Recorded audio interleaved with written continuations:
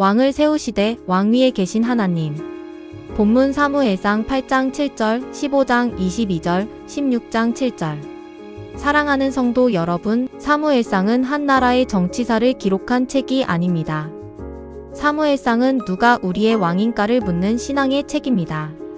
사사시대의 마지막은 이렇게 끝납니다.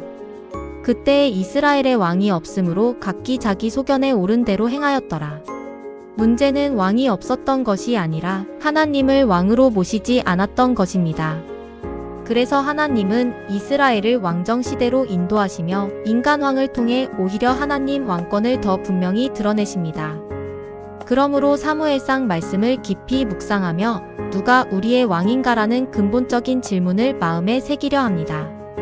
사무엘상은 단순한 역사적 기록을 넘어 우리의 신앙을 되돌아보고 점검하게 하는 거울과 같습니다. 이스라엘 백성이 사사시대의 혼란 속에서 각기 자기 소견에 옳은 대로 행하였더라라는 말씀처럼 하나님을 진정한 왕으로 모시지 않았던 그 시대의 깊은 아픔을 고스란히 담고 있습니다. 하나님께서는 왕정시대를 시작하시면서 인간 왕을 세우셨지만 역설적으로 그 왕들을 통해 하나님의 절대적인 왕권을 더욱 명확하게 드러내고자 하셨습니다. 사무엘상을 통해 우리는 과연 누가 우리의 삶을 다스리는 왕인지 곰곰이 생각해 보아야 합니다. 첫째, 하나님은 기도로 한 시대를 여신다. 사무엘상은 한 여인의 간절한 눈물의 기도로 시작됩니다. 바로 한나의 기도입니다. 한나는 단지 눈앞의 문제 해결만을 구한 것이 아니라 자신의 인생 전부를 하나님께 온전히 맡기는 믿음의 기도를 드렸습니다. 여호와께서 그를 생각하신지라 사무엘상 1장 19절 성경 말씀처럼 하나님께서는 한나의 애끓는 기도를 들으시고 사무엘이라는 놀라운 인물을 통해 새로운 역사의 장을 여셨습니다. 사무엘은 비록 왕은 아니었지만 하나님의 말씀을 예언하고 선포하며 왕을 세우는 결정적인 역할을 감당했습니다. 사랑하는 성도 여러분, 역사는 단순히 제도나 시스템의 변화만으로 이루어지는 것이 아닙니다. 뜨거운 하나님의 말씀과 간절한 믿음의 기도를 통해 비로소 새로운 시대가 열립니다. 둘째, 왕을 요구한 백성 왕을 잃어버린 신앙 사무엘상 8장. 이스라엘 백성은 사무엘에게 나와 자신들에게도 왕을 세워달라고 강력하게 요구합니다.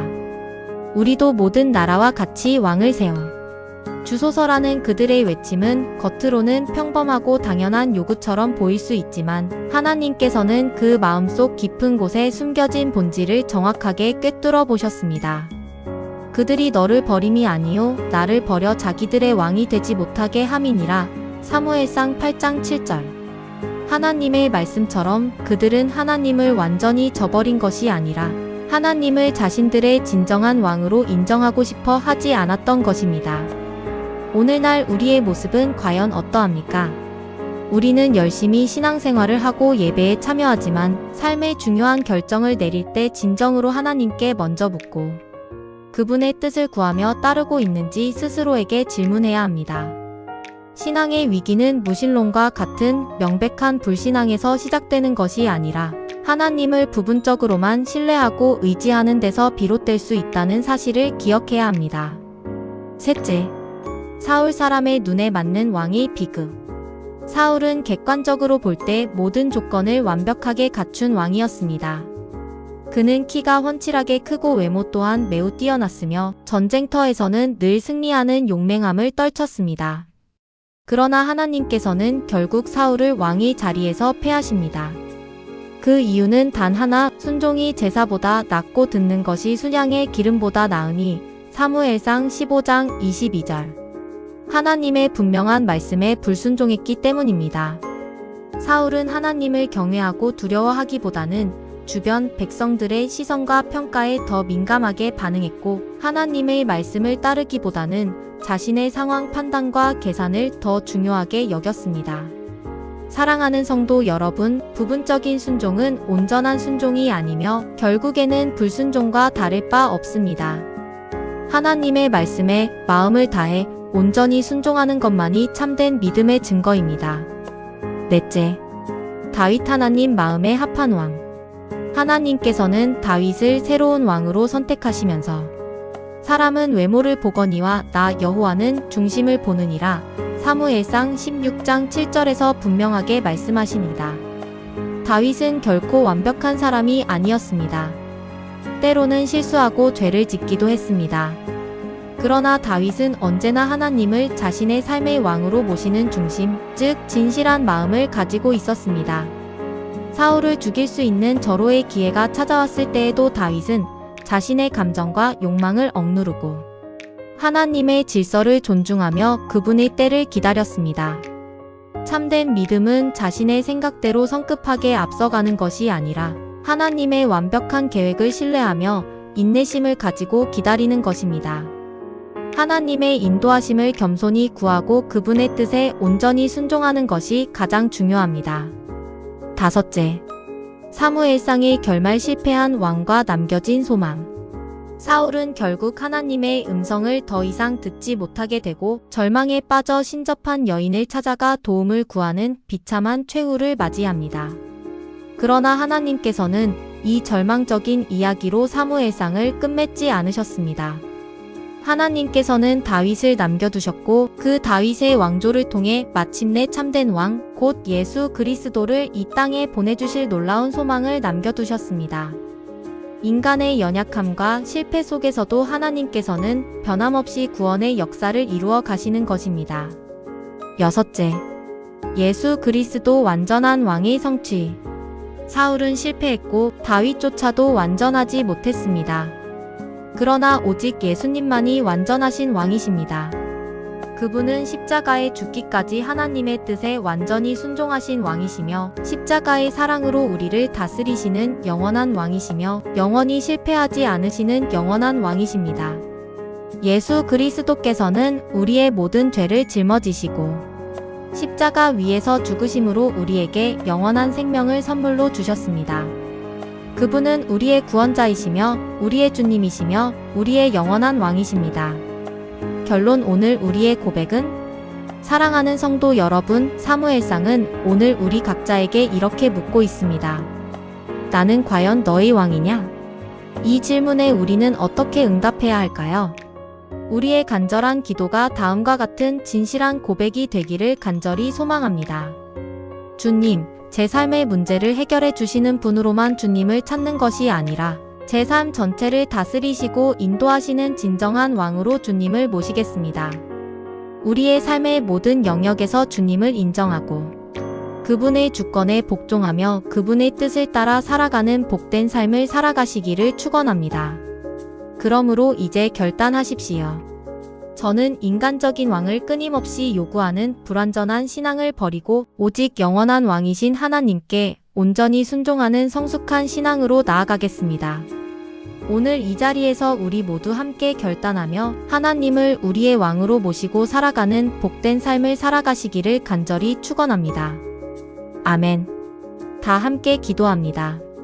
사랑과 은혜가 풍성하신 하나님 아버지, 오늘도 우리를 예배의 자리로 부르시고 사무엘상의 말씀을 통하여 누가 우리의 왕인가라는 거룩한 질문 앞에 서게 하시니 감사합니다. 주님, 이스라엘이 왕이 없어서 방황한 것이 아니라 하나님을 왕으로 모시지 않아서 무너졌던 것처럼 우리의 삶에도 주님이 계시지 않아서가 아니라 주님을 온전히 왕으로 인정하지 않아서 혼란이 있었음을 고백합니다. 용서하여 주옵소서. 하나님, 한나의 눈물의 기도를 기억하셔서 새로운 시대를 여셨던 것처럼 우리의 기도도 가볍게 여기지 마시고 이 시대를 여는 거룩한 도구로 사용하여 주옵소서. 문제 해결만을 구하는 기도가 아니라 우리의 인생 전체를 주님께 드리는 헌신의 기도가 되게 하옵소서. 주님, 그들이 나를 버려 자기들의 왕이 되지 못하게 함이니라 하신 말씀 앞에 우리의 중심을 살펴주옵소서. 겉으로는 예배하지만 결정의 순간마다 우리 뜻을 앞세웠던 교만을 내려놓게 하시고 삶의 모든 영역에서 주님께 먼저 묻고 순종하는 믿음을 허락하여 주옵소서. 하나님 아버지, 사울처럼 사람의 시선을 두려워하지 않게 하시고 부분적인 순종에 만족하지 않게 하시며 순종이 제사보다 낫다는 말씀을 우리 심령 깊이 새기게 하옵소서. 환경보다 말씀을, 계산보다 순종을 택하는 믿음을 주옵소서. 주님, 사람은 외모를 보거니와 여호와는 중심을 보느니라 하신 말씀처럼 우리의 중심을 새롭게 하여 주옵소서. 다윗처럼 완전하지는 않지만 언제나 하나님을 왕으로 모시는 중심, 회개할 줄 아는 중심, 기다릴 줄 아는 중심을 허락하여 주옵소서. 하나님, 사울의 실패로 끝나는 인생이 아니라 다윗을 통해 이어지는 소망의 길을 걷게 하시고 무엇보다 완전하신 왕 되신 예수 그리스도를 우리 삶의 보좌에 모시게 하옵소서. 십자가에서 죽기까지 순종하신 예수님, 사랑으로 우리를 다스리시는 왕이신 예수님, 실패하지 않으시는 영원한 왕이신 예수님을 오늘 다시 우리의 왕으로 고백합니다.